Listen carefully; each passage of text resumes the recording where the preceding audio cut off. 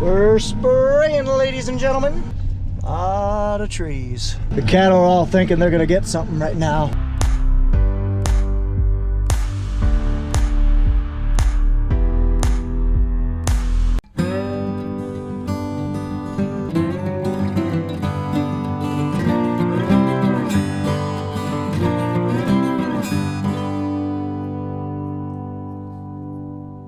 Real quick, guys, before we get started, yes, that is a baby bassinet. No, it is not for our child. We do not have a kid. It was my wife's toy growing up.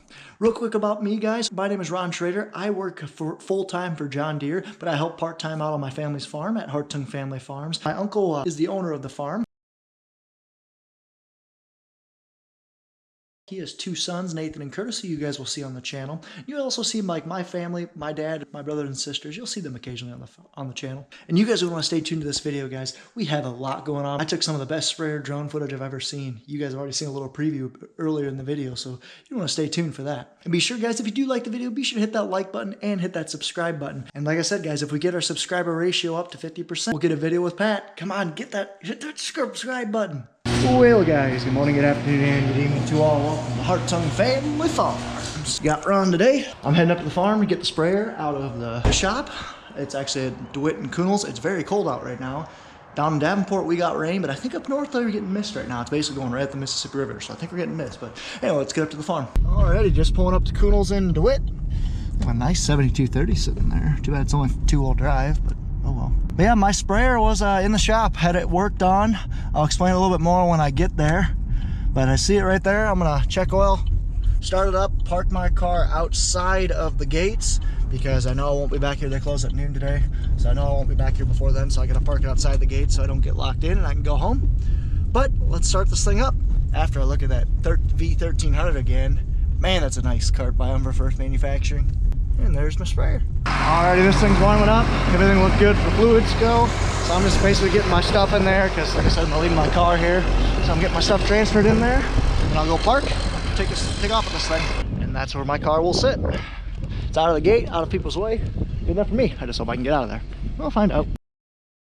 There's a nice 8250. A bunch of combines here. I don't know what the prices are. I probably should look online. We are in the market for a new combine, that is for sure.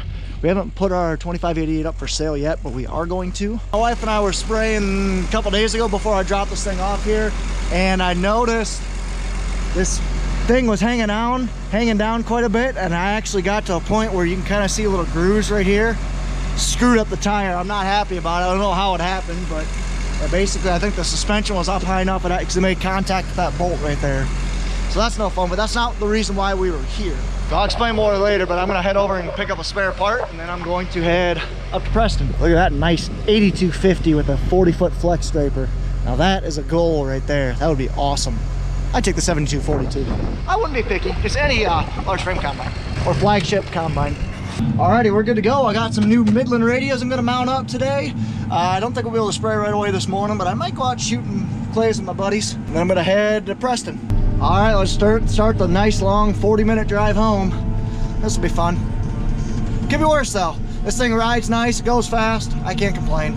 There's the big dairy that we used to do all the chopping for. Then they got really big, then they got their own chopper. We still help them out. Bring our chopper truck over there they use. We drive for them sometimes. Got a good relationship with them. I think they're up to like 1,600 head that they milk. It's pretty big. And they run fence. Who does that? The field to the left right now, Pat has it outlined. I believe he has it, the straight row is about 25% done. His GPS quit working in this field, so it's manually planted for now. But right now, I think we have about 350 acres planted, which is awesome for middle of May. Got a nice rain on it. I'm hoping by this afternoon I'll be able to get in, maybe do some spraying, but we'll see. Not quite sure exactly. Made it. Let's open the door, put this thing away. Oh.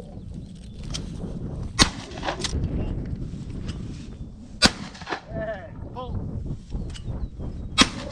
Bam. Oh.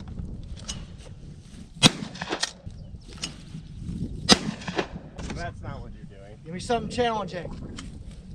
Oh. Whoa. Oh. Nice.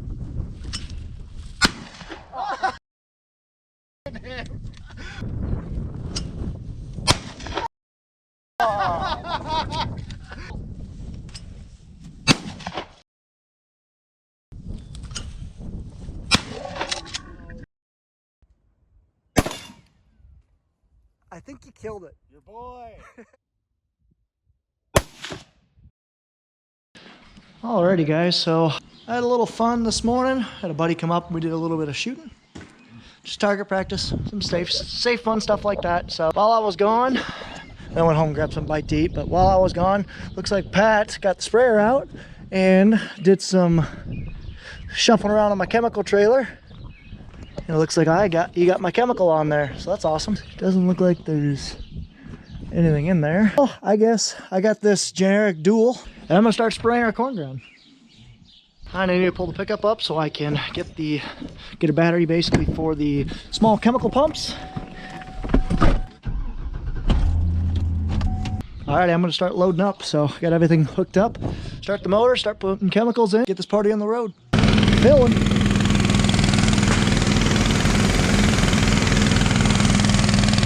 Just about to the top. 750, I'm gonna fill this thing completely up. So I only have 2-inch lines. This thing's fit for 3-inch, but we adapted down to 2-inch. For 800 gallons, we don't need to fill a 3-inch. We'll fill it up to 800 gallons, shut it off. Looks like we're just about there. 775, better shut her down. Alrighty, ladies, gents, and germs. Boog it in, let's go spraying. So what I'm gonna do is I'm gonna drive on the cornstalk ground to prime my boom. And then this ground I actually had planted on Tuesday, I'm gonna start there. Let's do it. Alrighty, got the sprayer going. This rye's actually already just about on its way to being dead. I'm just gonna prime the boom on my way over to the end of the field and start spraying. Calibration required. What the heck? So what they did is they updated software on this machine is one of the things that they did. And because they did that, it wiped my calibration. So I got to do a height sensor calibration. So luckily we're next to the shop, so Curtis went back to go get a tape measure. What we got to do is basically measure the height of the boom at 30 inches. Then I'll hit cal, and it'll cal it. Alrighty, ladies and gentlemen, let's start spraying. This field right over here to the right, that's what we're gonna hit. So let's get it moving. We're spraying, ladies and gentlemen. Kind of nice, you can actually see the pattern on both sides today. It's not that sunny. So I am just putzing along right now, doing my best to spray. It looks like Pat had GPS going, which is kind of nice.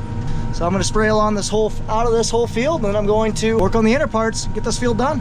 Because I'm pretty sure that's what you do with all fields, but hey, what do you do? This is exactly why we have this spray system and these boundaries. It's so that I can do just this, go right through the boundary, not have to waste time and outline it, and the nozzle bodies will turn on by themselves. Very, very, very nice. That's perfect. So we'll keep moving. Spraying.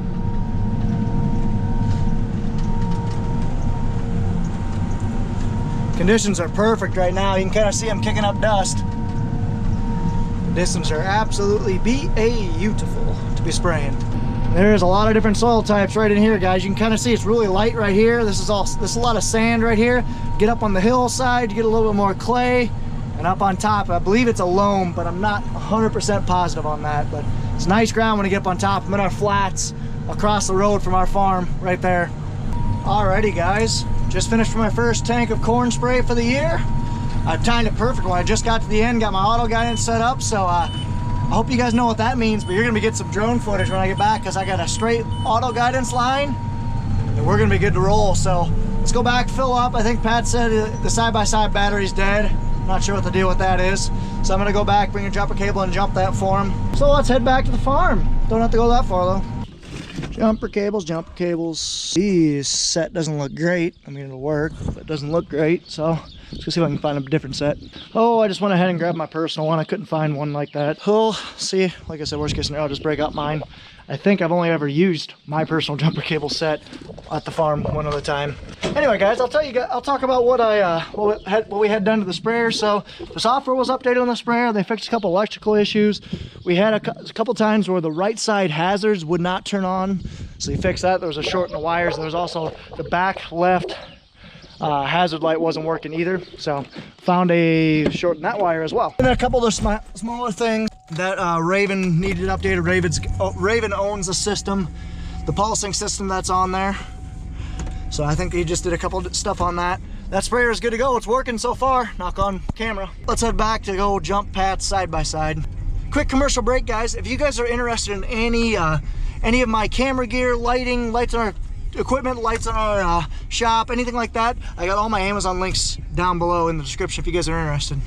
Also, check out the Guardian Angel lights and the Midland radios we have back there too. We love those things, both of those things. That grass up on the hill is dying. I see it starting to turn yellow, which is great. Hopefully this nice thick rye also starts to die too. We shall see. Had some major dirt work done back here.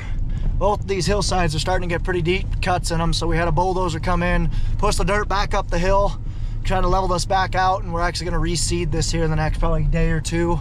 Get this kind of worked up, disked up, smooth out, then reseed it. And we can get this ground looking nice and new again. You got to have a bulldozer come in and do this. It's just the nature of farming in hills. And if you want to take care of the ground like it's taking care of us, just got to be done. It's a little bouncy, but you can kind of see our first planted stuff of 2019 or 2020 is growing. We got this oat strip that's growing. The alfalfa's sitting laying dormant right now. Once we harvest the oats this summer, the alfalfa will take root and we'll start harvesting alfalfa in this next fall. Oh, magnet. Magnet for the radio that we don't use. Back on the steep stuff. Ooh, I see this grass is starting to die too. Nathan and Pat are actually back here pulling this tree line. Kind of mentioned it in the video right here, card to it if you guys are interested when I was spraying this hillside of a mountain. There's trees along here that are starting to get overgrown, and they're actually they're cutting some down, pulling some, and getting rid of a bunch of this stuff. So that's what they're doing. And Pat, the side by side is somewhere along here and it's dead. A lot of trees. There's Pat, chainsawing a lot of these trees. All right, so that Honda is not doing so well. Starter's out of it or something, but we're not sure, but they got to tow that thing home. But I'm gonna keep spraying right now. I'm gonna try to get 2 more loads in, so let's give it a shot, see what we think. Already just about loaded up again. So in here I'm putting in generic dual and a mesotrone. This is basically just our chemical program for the first pass of the corn. This is gonna be basically within the first week of planting, it's gonna be a pre-emerge herbicide. So basically gonna fight weeds that we don't want there. That's what I'm doing right now. Alrighty guys, let's get this drone up in the air. I'm excited. It's not quite a beautiful sunset, but still decent. If it was like another extra half hour from now, it might be decent, but hey, what do you do? All right, let's get you up in the air.